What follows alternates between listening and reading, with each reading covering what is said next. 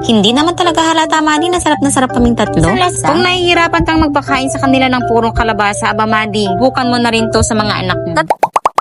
Hi, Madi. Good morning. Ang ganda ng sikat ng araw dito ngayon sa kasama rin doon na maganda rin ang gising ng Madi. Scenery sa likod ng bahay namin. At ito naman ang sa harap. Habang natutulog pa yung mga amo ko, mamasdan muna ng Madi mo ang masarap na sikat ng araw. Tapos na yung 10 minuto, maya gising na yun. Dahil magluluto pa ang Madi mo, konting pa-refresh lang muna tayo dito. Madi, hindi pa ako nakahilamos pero ang kamera ng TikTok ay lakas makapa-fresh look. Eto, gising na nga isa kong amo. Ang sabi, binalita, nabasa daw yung pajama niya at ang damit niya. Ang sarap din nagising dahil hindi umiyak. Pag ang Kuya Gray ko, aba, bihisan ko muna. Kasalang na ang Madi mo ng kanin, ulam na lang, makaluluto. Nakagising na ang Kuya Gray ko, lambingan time muna. Kasunod noy, nagbihis na rin ang Madi mo ng damit. Tutuin pala ng Madi mo ay tortang Ito kalabasa. ang gagamitin kong mga sangkap, Madi. Sundan mo na lang. Yes, kalahating bawang, Isang pirasong itlog, breadcrumbs. Nasa sikreto kong Rebisco crackers. Dagdag ito ng linamnam sa torta ng ating kalabasa. Kung nahihirapan kang magpakain sa kanila ng purong kalabasa, aba Madi, bukan mo na rin to sa mga anak mo. Katapos kong balatan, bukod ko rin lang natin para hindi mahalata ng mga amo ko na ito ay kalabasa. Pagkatapos kad ka rin, halo naman natin lahat ng mga sangkap. Tested na talaga ito, Madi, sa mga amo ko. Para sa pampalasa, oyster ang ginamit. At para sa konting sipa, paminta. Ang ating Rebisco crackers. Hindi na ako nagamit ng harina, Madi, dahil enough na sa akin ang Rebisco crackers. Kunsing halo lang hanggang sa maging ganito ang itsura. Ginagawa ko para maging perfect ang lasa para sa mga amo ko. Hugutan tayo ng kaunting part, lulutuin. Kapag naluto na, yan naman ang titikman natin. At nang sa ganun, makakasigurado ka na talagang perfect ang lasa. Itikman muna ng Madi mo kung talagang pasado na ito sa mga amo ko.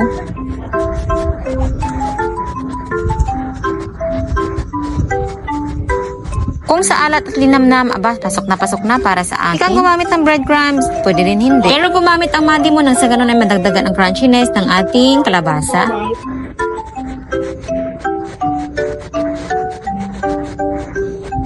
Kung sa shape naman, Madi, depende sa mood mo kung pabilog o palapad. Sa Madi mo ay palapad na lang nang sa ganun ay talagang luto lahat, pati sa loob. Kung wala ka pang idea, Madi, kung ano ang lasa nito, ang lasa niya ay kahawig ng chicken nugget. Hindi lang ito ulam, Madi, pwede mo rin itong meriendahin. At ito na ang finished product ng Madi mo. Di, pwede mo siyang tawaging squash nuggets or di kaya tortang kalabasa.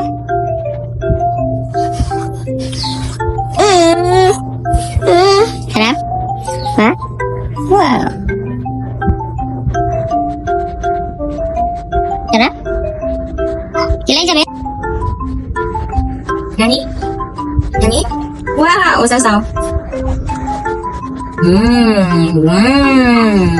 Hot, hot, hot.